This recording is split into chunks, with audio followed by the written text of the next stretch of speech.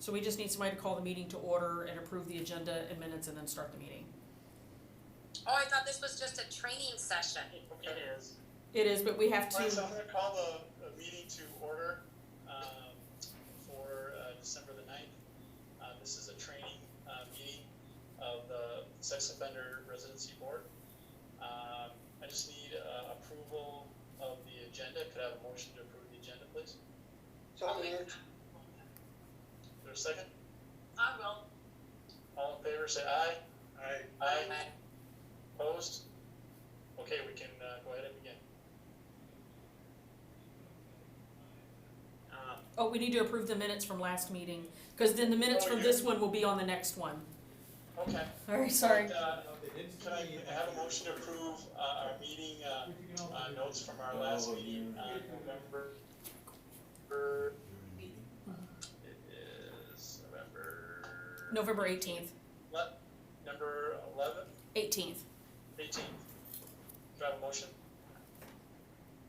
I'll make a motion to approve those minutes. Second? Second. All right, that's been seconded. All in favor, say aye. Aye. Aye. Aye. Opposed? No opposed. All right, so onto the training. This is a training session on quasi-judicial procedure. I am going to share my screen.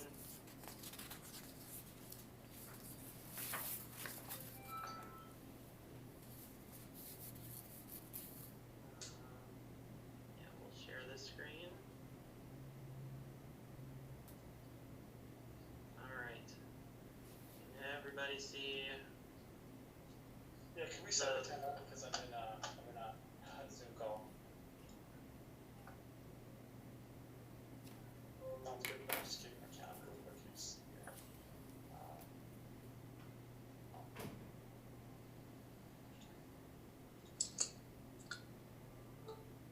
Available anytime in either after 9 or after 2 o'clock, 2 to 4 o'clock. Sounds good. Bye. All right, so you can all see the slideshow here? Yes. Yeah. Okay.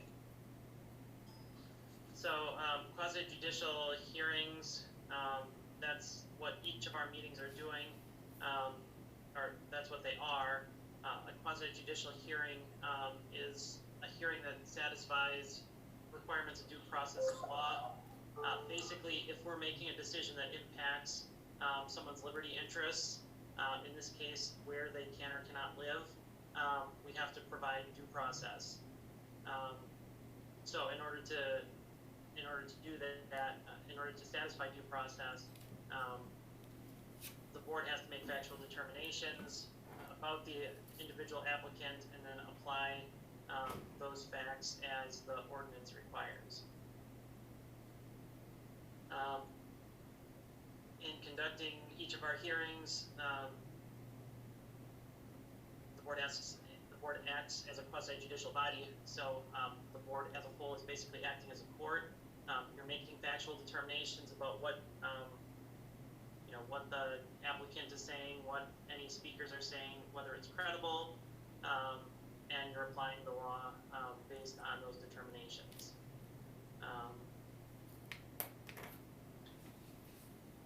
So in order to satisfy due process, the board has to satisfy written notice to the parties.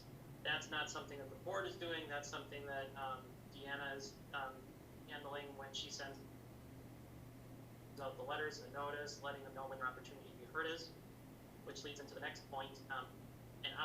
Having an opportunity to be heard or providing an opportunity to be heard is what we are doing when we have the meetings, and the board provides a decision that is not arbitrary or unreasonable.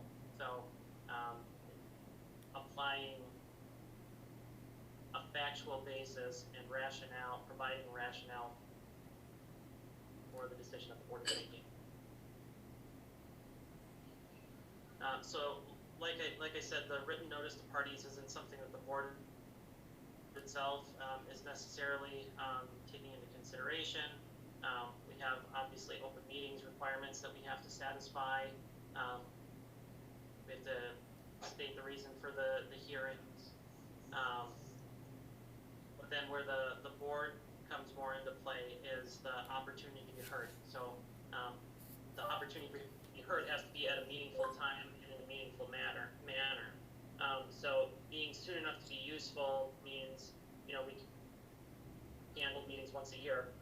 We have to have them regularly enough that they can be useful for the applicants who are appearing before the board, and being in a meaningful manner means that they have to have the opportunity to present evidence. Anyone who's objecting to the placement has to be able to provide evidence, and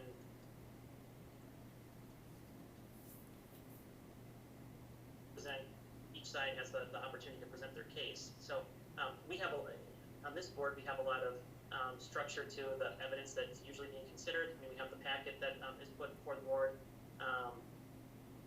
and then there's typical documentation that we collect: proof of treatment, proof of employment, those types of documents that all contribute to factors that the board considers when making its decision. So then the decision of the board has to be based on information gathered at the hearing. That's what's considered the record, what happens within the meeting, the documents that are presented, the testimony that's given. That's what you should be making your decisions on at each meeting.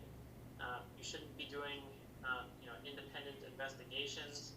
Now, if you're doing something like looking on Google Maps to see, you've got an address, but you're familiarizing yourself with the neighborhood, those types of things, that's fine. But you shouldn't be like looking up newspaper articles about an applicant, or trying to do additional investigation. And then real important is no ex parte communication. So that's basically having contact with one party.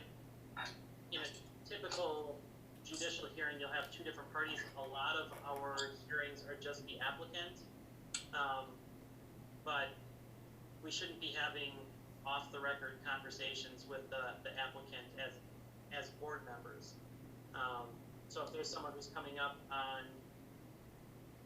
an agenda and they approach any of you, please direct them to the law department, because you should be making your decision based on what's going on at the meeting. And then in making your decision based on the record at the that's established at the meeting,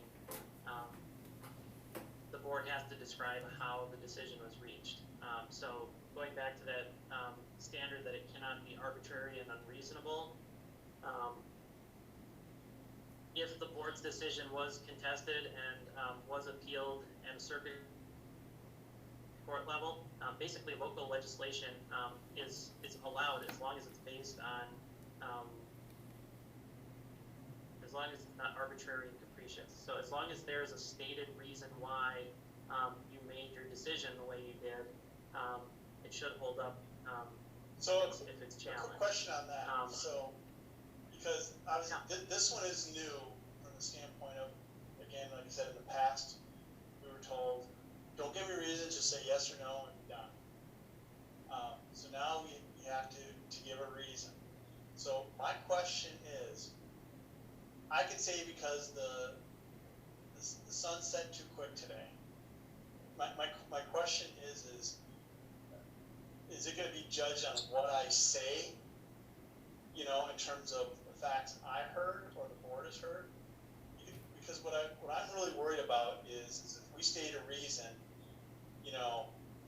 I don't know the law. I mean, I don't. I'm not a lawyer, okay? Right. So, I mean, what I believe is a fact, is that going to be contested? If it's not being contested, then I feel more comfortable, stating what that is. But the other thing I'm worried about is that Heidi may have said decision. I have said yes to this decision for completely different reasons. I mean, we haven't had a chance to really talk about that. So if the facts are something that could be contested of what I say is the fact, then I believe before we render a verdict, we have to go into private session every time we talk about, okay, we all voted, and even before we let the vote out, we have to discuss what the fact is, whether we denied or approved. So we're in one voice situation. Right, and that deliberation, it's completely up to the board whether that is done in open session or closed session. But one of the elements of due process is that the board is making findings of fact. So if there's something that an applicant is saying that you find wholly unreasonable or like incredible, that's completely your prerogative. I mean, you're a finder of fact. So basically I can say, I don't believe you, and that's fact. That's what the board, if that's what the board is finding, you're correct. Okay, all right. So I have a question for everybody here. Do we want the change in the procedure to be, okay, we have a motion, we vote, but before the vote is being told, we go into private session. You tell us how the board voted, whether it was nay or yay, and then we that basis of fact, so that when I state it, everyone's comfortable with what I'm saying. I'm asking that question. I personally don't want to go into private session every single time. I think right now we've done it several times where you'll always ask, do you want to talk about it? Does anyone have anything to say? I think we're kind of giving our opinions and our facts at that point. So my thought is, I don't care if they know why. I want them to know why I'm voting yes or no. And I don't think I need to be in private session for that. I'm concerned that they would not, the reason we're voting yes or no would make me liable? Well, yeah, at risk. That concerns me, is how maybe I just think they're being rude and lying. But that's your fact. That's my fact. My That's right. input. Yeah, I mean, it all has to be tied back to one of the three things. So whether they're rehabilitated, whether they're remorseful, and whether they are likely to reoffend. Those are the criteria. To that, all our votes are public, so people know whether I voted yes or no, correct? Yep. So in my opinion, then I think, based on what Heidi said, is that if it's 3-2, then I would ask that the three people that voted yes state their reason and be done. And I wouldn't ask the people that voted no why they voted no. Is that okay, Rachel? The majority, you would ask the majority vote yes or no why they voted Yes. that way. Right. But if you're in the minority, I would not ask you. So is that okay, Rachel? I think that as long as we've got that the reason why the board is making its decision on the record, I think that would be fine. Okay. Because I would rather do that than, I don't want to speak for Heidi or anybody if I don't know exactly the reason why they voted yes or no into the majority. So I feel more comfortable than if it's a 3-2 vote. I would say, okay, the people that the members that voted yes on this, would you please state your reason, and we just go right down the line. Yeah, I mean there has to be some deliberation. So I mean, For the vote? yes, before the vote, so that you understand why you're making your decision the way you are, and so that the board is kind of operating on the same set of facts. And I mean, if the board finds that someone says, I just have troubles believing that after 6 months of not finding that they're all of a sudden going to start looking for treatment. I mean, you can say that kind of stuff, and you can state the basis that you're looking at the case through. But there has to be some kind of deliberation so that you can discuss, what you've heard. And But if I ask for discussion, then many times I ask for discussion, no one says anything, and then we just vote. Then I have to give a reason. I was gonna say, I would feel more comfortable with at least a short discussion. I'm new to the board, and so I'm still in the learning process. So that would be very helpful to me. Well, based on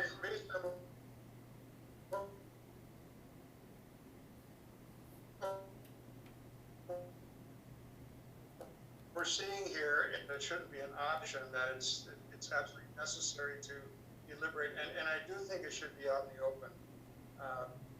You know, questions may come up, time saving, all of that sort of thing. I think it's important that it's in the open.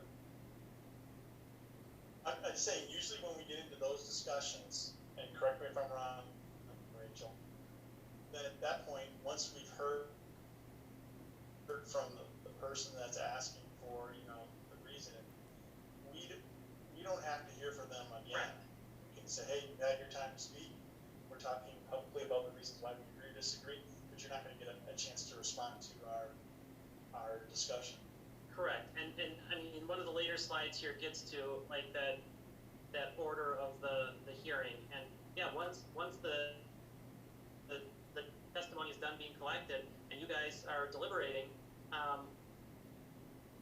that the evidentiary portion of the hearing is done.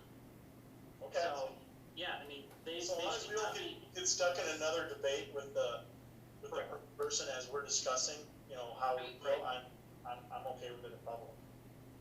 And so if 3 say no and 2 say yes, then you would go to 3 who said no?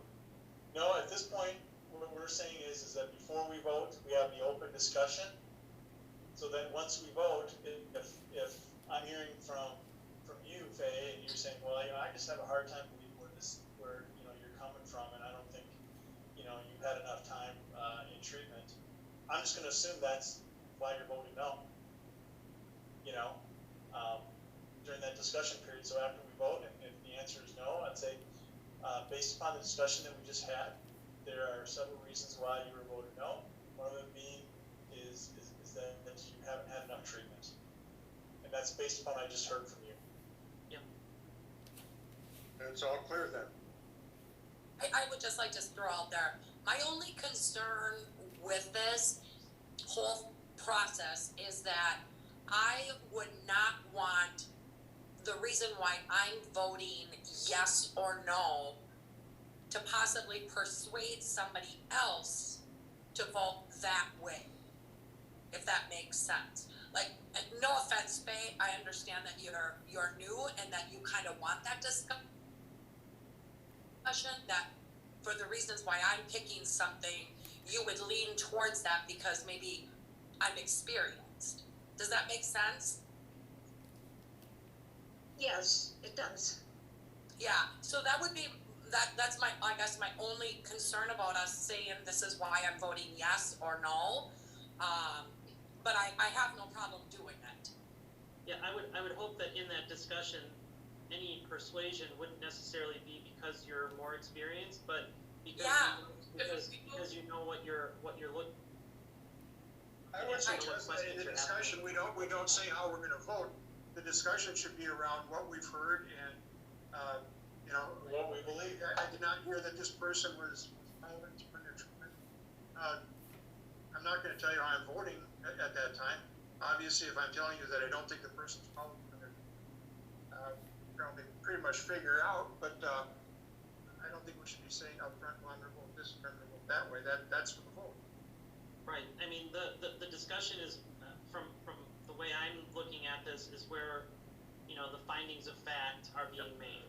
That's where you're saying, you know, what factors from, you know, the testimony that was just given are resonating with you, or like what are the important facts that you heard, and what are you basing your decision on?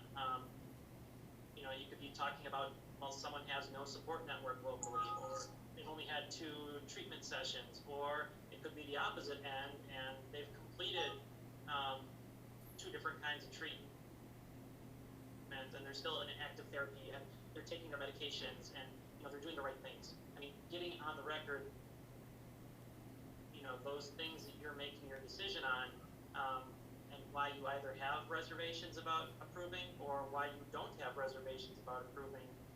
That's what that discussion section's for. Okay, let's move on. All right. So ex parte communication, again, that's talking to the applicant or like someone from the community who may oppose the placement. Ex parte communication can be statements, they can be documents that are shared.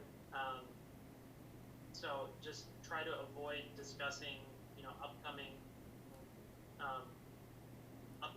applications, so that you don't have that temptation to prejudge them before the meeting date.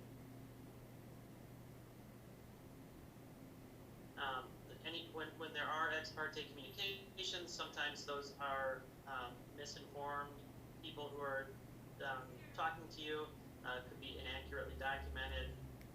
Typically, they're only providing one side of the issue. And if an applicant finds out that someone's been, trying to steamroll them to not get approved or something like that, that's where the feelings of violation of due process arise. So,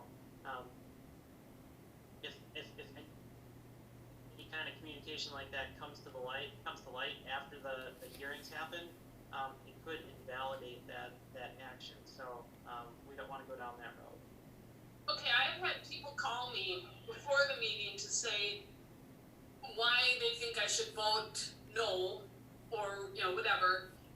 So after this, should I just say, I can't talk to you, you have to come to the meeting? Is that, I don't tell them how I'm gonna vote, but I just listen to what they're saying. Right. So, I think this slide speaks to that. If you have had ex parte communication, have you already made a decision? Are you biased as you go into the meeting? If you get to that point, then recusing yourself is probably appropriate. If someone's calling to say that they want to talk to you about how they feel, I would absolutely encourage them to come to the meeting or to log into the meeting, so that all the board members can take into account what they have to say. Well, that's what I've done. I've said you have to go to the meeting and express your views for everybody, but after this, I would just say, we can't talk about it. Come to the meeting. You're part of a quasi-judicial board, this training and the law department's analysis is just trying to tighten it up and make the board a little bit more formal than it has been. I think that there are a lot of elements that have been good, but we just have to make a couple of tweaks and make sure that we're not opening ourselves up to someone contesting it, saying that they didn't know why the board voted the way it did, or having ex parte communications could certainly play into that liability too.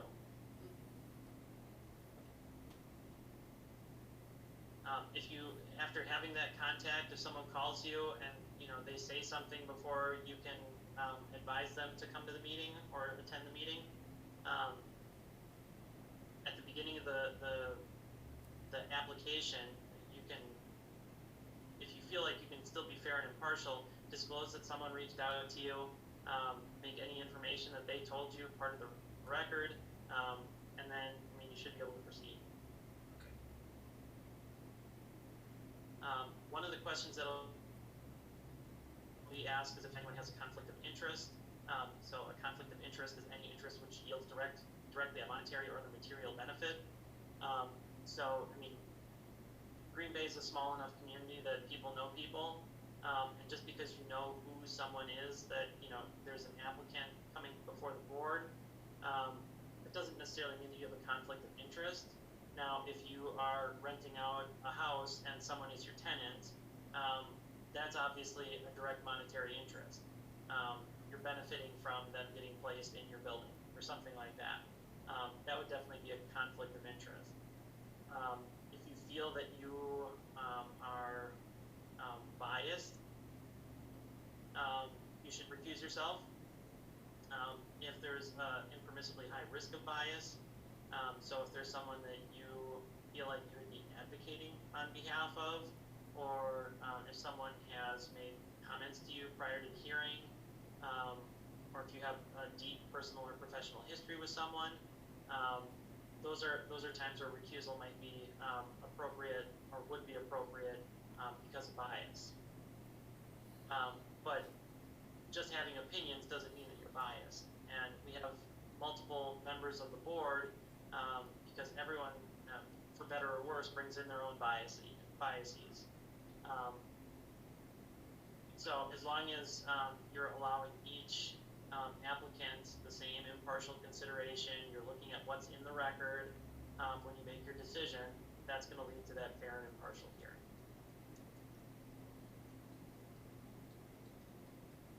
At the hearing, each applicant has to have the opportunity to present why they feel like they should be allowed to live within the restricted area. One thing that we should probably start doing is swearing people in, so that what they're giving is testimony. And if they start lying, or if they say something that feels like it might be lying, we can remind them that they're under oath. Rachel, in terms of swearing, is there some sort of document I could have then? I mean, It's just I don't know what the. It's something as simple as, do you agree to tell the truth, the whole truth, and nothing but the truth? And they say, I do. So it'll be the same thing it is in the TV shows. Okay. Yep. That's all it takes. They are giving an oath that they are telling the truth. That's all we're looking for. Now, this presentation is contemplating more of a adversarial type of a quasi-judicial hearing, where a lot of times we don't have anyone who's opposing, but we have to make sure that if there is anyone opposing, that they have an opportunity to be heard as well. So the dean, as the chair, you're the one who's kind of making in the moment decisions. Like if someone is presenting like the fact that they have a dog or cat license, you can say like that's not really relevant. Like the board doesn't need to see that. If someone's like, but it's really important to show that I'm responsible and taking care of my business, then those types of decisions could be determined by the entire board, whether they take documents in. That doesn't happen so much with our board. There's really not someone who's objecting to a record coming in or a document coming in. If that happened, we would just have the board decide whether something is added to the record. But I just don't see that being an issue with this board.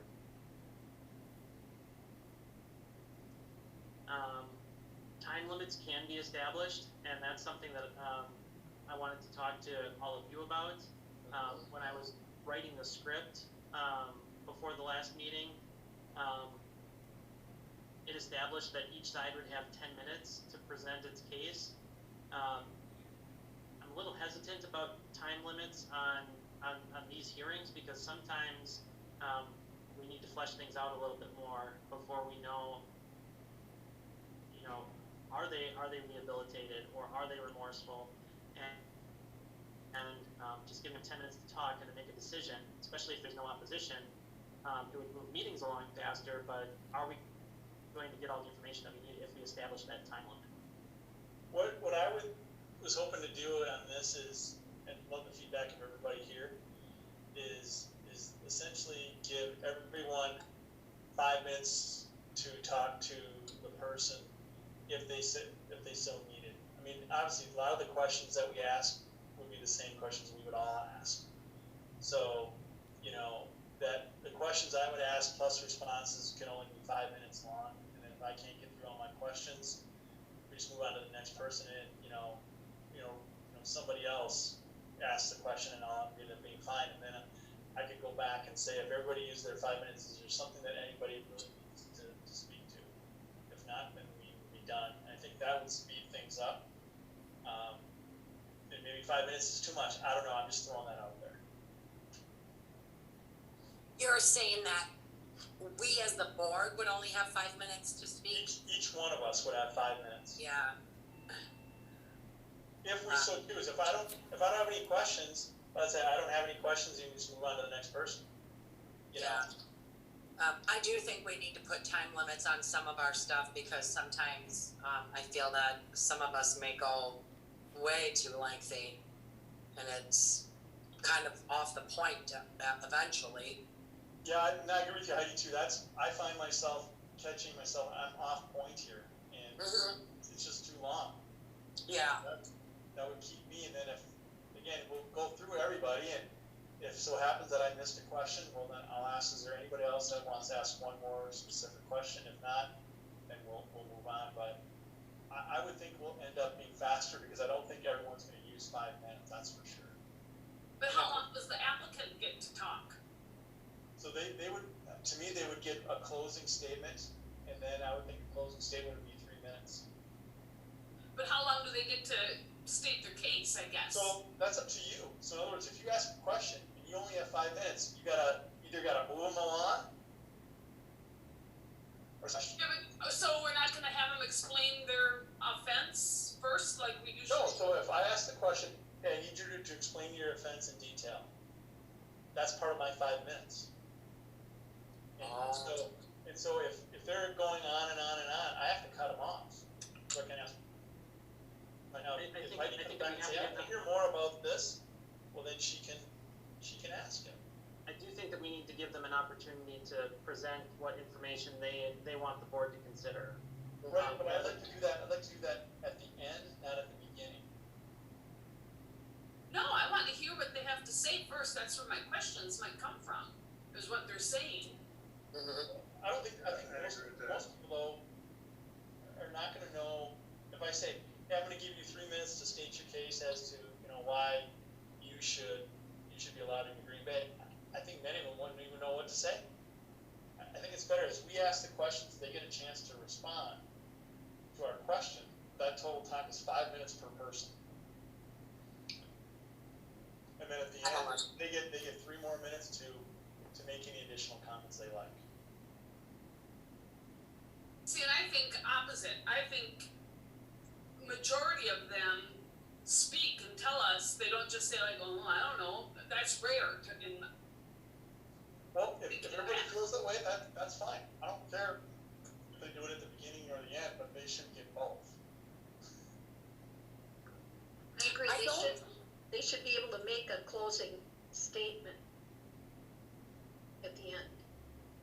I'm not saying they can't do it in the beginning, but they should have a chance, it's kind of like their chance to explain or give more details. Well, let's look at the next slide where it tells the order of the presentation, let's. Go ahead. Yeah, so, the staff presentation, I mean, this is kind of how the script is outlined right now. The staff, if there's any specific information that maybe didn't make it into the packet, or if there's something that's, procedurally different, about a specific applicant, that's where we would chime in, either Deanna or myself. The opponent's presentation, then the appellant would get the chance to, either make a statement or rebut the opponent's presentation, and that presentation rebuttal could potentially continue until, I mean, it whittles down each time they can comment on what the other side said. It's kind of like cross examination, direct examination in court, but oftentimes we don't have opposition, so if there's no opposition, it would just move on to the appellant's summation. And then staff, I mean, at that point, I can't foresee, what Deanna or I would have to add at that point, but then the board makes their discussion, and That's when we ask questions? if you have additional questions that arise through the discussion, you could certainly ask them of the appellant, but, I mean, at that point, you're opening it up for them, you're giving them the floor, and if there's anything else that you've been discussing that they feel like they need to comment on, you're running that risk with So, I mean, it'd be important to keep them on point to, you know, answering whatever specific question you have. And then the action is taking the vote. So, I mean, in a quasi judicial process, I mean, this is the typical, presentation. I mean, it's like a mini court hearing, or a mini trial where they make their case, they sum up their case. If you have specific questions, as the ruling body, you'd have an opportunity to ask. But after you're done with your questions, according to this procedure, it does not contemplate giving them another chance to speak. I think, you know, if we had, you know, 6 or 7 of this, we're gonna be there for 4 hours. Yeah, an agenda would Well, be I on mean, 13. keeping in mind that, I mean, there's typically not opposition. Well, So- then opposition for and against people who speak for them or against them, is that the opposition presentation? So if there are people speaking for them, that would be part of their presentation. I mean, those are their witnesses that are speaking on their behalf. So, I mean, I just think by the time we get to our questions, they're not gonna have much to respond. You know, because, you know, we'll ask them a question, but, you know, it's gonna have to move pretty darn fast. You know, and that's why I wanted them to have the last word, because as they hear all the questions that are being asked, they may want to, you know, put those discussions in a different light. And I think if we let them present first, I think most of them have, you know, are gonna struggle with what to present to us. Maybe I'm wrong. I mean, we can definitely try it this way, but I think they're gonna get mad when we move pretty darn fast after they've had a chance to talk. So aren't we still staying with, you're gonna ask them to explain their offense? Is that still? Well, I'm just saying, that would happen until step 7 under this scenario. well, I mean, that would be, I think we could still prompt them, as part of their presentation, you know, describe your offense, describe what treatment you've received, describe what, you know, all the different factors that you want the board to take into consideration, why you're rehabilitated, why you're remorseful, and why you're not likely to reoffend. And at that point, you know, you let them present. Could we send those questions to them in their packet when we schedule them and say these are the questions you need to address to us? I think that makes sense. Yeah, That's a great idea, Heidi. I like that a lot. I agree too. that way they're prepared for it. Yep, I agree. Because if they choose not to address them, well, then that says something too. Right. It means that there's nothing on the record to establish that they've had any kind of rehabilitation, or that, you know, if they at no point in their presentation say that they wish that they had never done it, you know, then how do you make a finding that they're remorseful? Those types of things. So, yeah, I think that that's a good idea, that they can be prepared to make a presentation. So Yeah. let's do this. Let's send what each of us think the questions they should be prepared to answer, and then Rachel, you could just summarize them and send back. Say, here's the 5 questions everybody seems to want to know in their presentation, and we'll just say nay or yay, and then we can start adding that to the packet at least as a first step. I mean, even if it's not like these are the questions, these are the types of questions that the board will be considering, or will want to have answered during the presentation. I mean, it doesn't have to be an exhaustive list, but if No. right, I think we'll probably be 3 to 6 questions probably. yeah, Or would it be just even giving the topics we'll want to see, you know, have these topics addressed? Yeah. Well, yeah, Rachel, you had mentioned that the three categories that we have to look at when we're making our determination. I mean, those are the questions right there. That basically Yep. should do it. I mean, I think that having an explanation of the offense is important too. Yeah. Just so that, I mean, the board can hear it from their perspective. Are they minimizing? Are they taking responsibility? I think that those are important factors that can be weaned off of just how they recite the offense.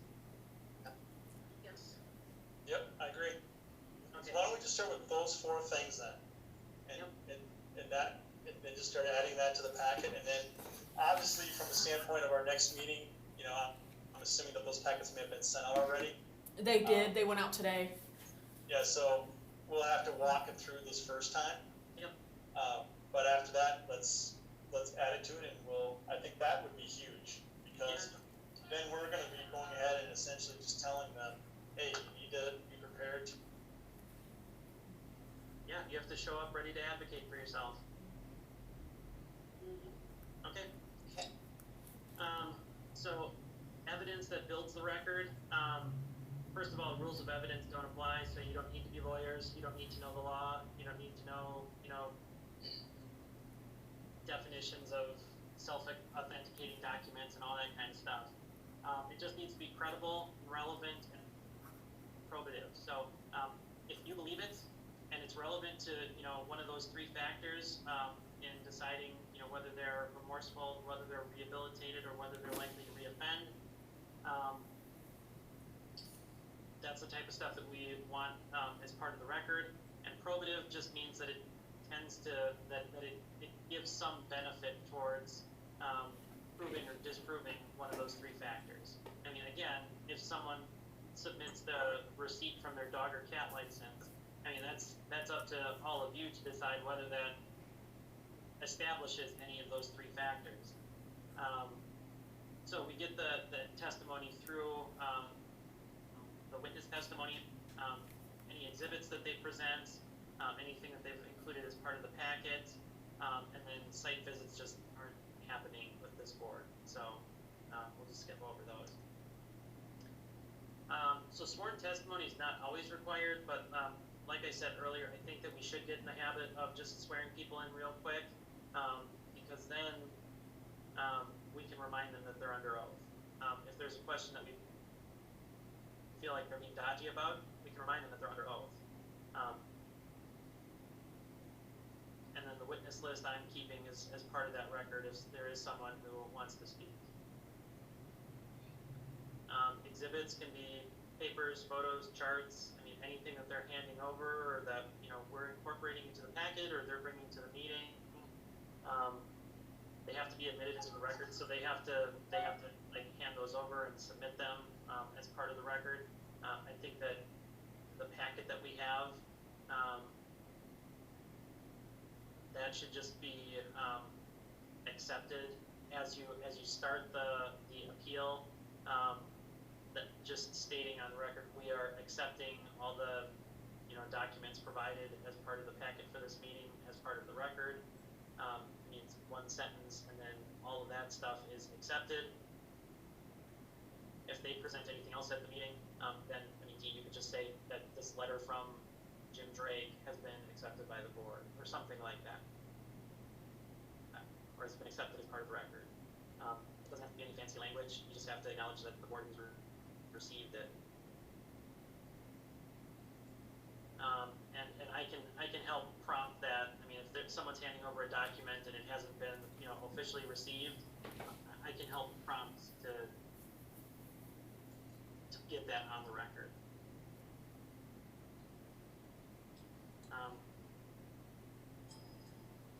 Again, there's not often objections or any opposition to these hearings, but if someone presents a document that someone who opposes the placement doesn't want as part of the record, I mean, you use your, going back to, is it credible, is it relevant, is it probative, and you use your common sense to determine, whether it should be part of the record. Like I said, rules of evidence don't apply, so as long as it's helping in the determination of the appeal, that's up to the board whether it comes in or not. Hearsay is an out-of-court statement, so if someone comes in and say, oh yeah, I talked to 12 of my neighbors and they all are opposed to this, there's no rule of evidence here that prohibits someone from saying that, but, do they have a petition? Do they have any kind of, documentation that they talk to these people? Otherwise, the weight given to that testimony or that statement, that credibility is up to all of you to determine. Well, they said that they talked to 12 people, but they don't have any documentation, they don't have any petition, they don't have anything indicating that that's actually the case. And that's where that discussion and deliberation comes into play.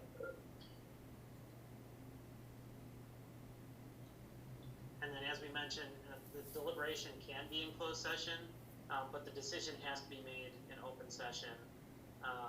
So if there is something that you want to discuss in private, you can always make that motion.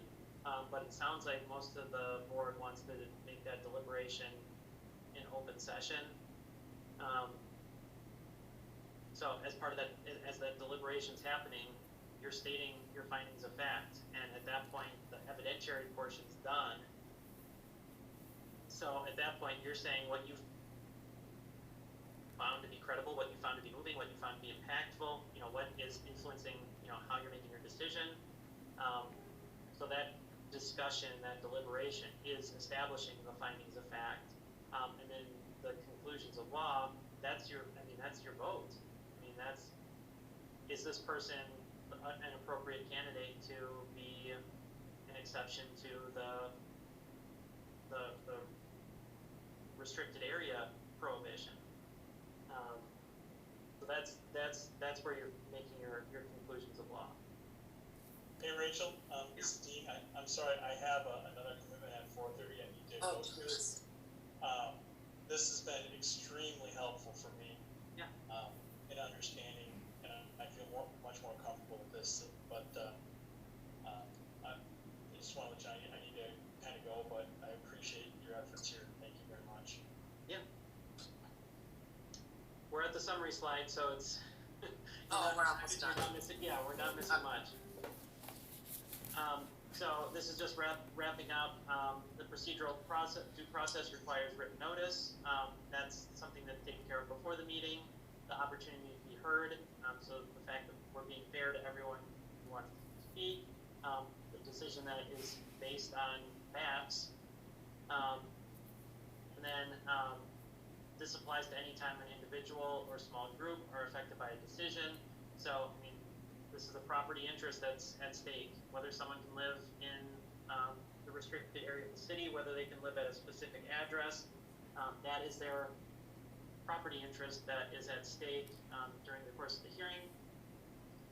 And, the end goal of these hearings is to satisfy fundamental principles of justice and fair play. We want everyone to have a fair shake.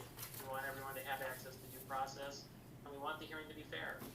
So, did any of you have any other questions about the script, or did you want to look at the script? Or, yep, Renee raised her eyes. She looks like she wants to. No, I read it over. I got it. I'll just be curious to see how it all works. All right, so. So this is going to be read every day. Yeah, this is going to be for every applicant. So going through, this top section is just to kick off the meeting. Yeah. The applications are there, and then as each applicant comes up, Dean will ask, does anyone have a conflict of interest? Has anyone received any communication? If you have received any ex parte communication, that's where you state it. You state what information you've received. And if you feel like you are no longer impartial, that's where you recuse yourself. But I have a feeling, I mean, you're all professionals that, I mean, you can make that determination whether you're coming into the hearing prejudging it already, or whether you can still hear the testimony with an open mind. So we tell everyone that the hearing is going to be based on the evidence presented. When we get into this actual script for each individual, this is where I wanted to get into if we're going to have time limits, because that's where, I mean, in this body section here with these 6 points, applicant will have an opportunity to present its evidence. I could easily insert there, applicant will have 5 minutes, 10 minutes to present its evidence. And then if there's anyone who opposes, they would have an equal amount of time. I mean, I went with 3 minutes because that's what we've been using for speakers, is that each speaker gets 3 minutes. And then I allowed the applicant 5 minutes for any rebuttal evidence to comments. If there are 10 people who speak against them, they're going to get 5 minutes. If they get one person who speaks against them, they're going to get 5 minutes. But just establishing those ground rules. And then throughout the process, board members and the chair can ask questions to follow up. I think it's important to state, please answer the question, don't engage in debate. Help us stay on track a little bit better. And then once the arguments are concluded, the committee deliberates. You can go into closed session, you don't have to. And then the motion to make a vote is presented by somebody. But is so the applicant may now proceed, is that where we've given our, and he can counter what we've said, okay. The applicant may now proceed, that's just kind of saying, like, all right, your time's starting, like, what do you, like, this is your time for your presentation, so, what do you want the board to know? And then, once the applicant is done, and any opposition is done, then that's when you go to deliberate. That's where you close the discussion, so that's where the evidentiary portion is done, and then that's when the board gets to deliberate. If you go into closed session, obviously we have to have a motion to close and then motion to reopen.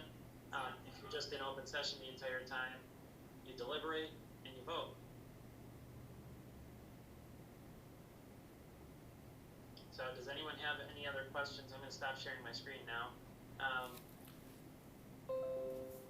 But did anybody have any questions about this new process? I mean, it's not that dissimilar from what we've been doing. It's just a little bit more formal. Yeah, I think we just need to have the verbiage in front of us during the meetings, and then I think we'll be good. right, I agree. it's papers and, yeah, Yeah. I think so. All right. Figure it out, I think we'll figure it out.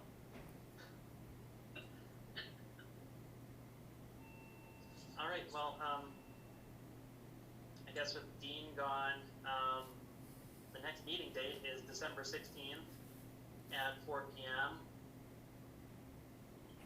So the only thing left is if there's a motion to adjourn. I'll make a motion Go ahead, Heidi. to adjourn the meeting.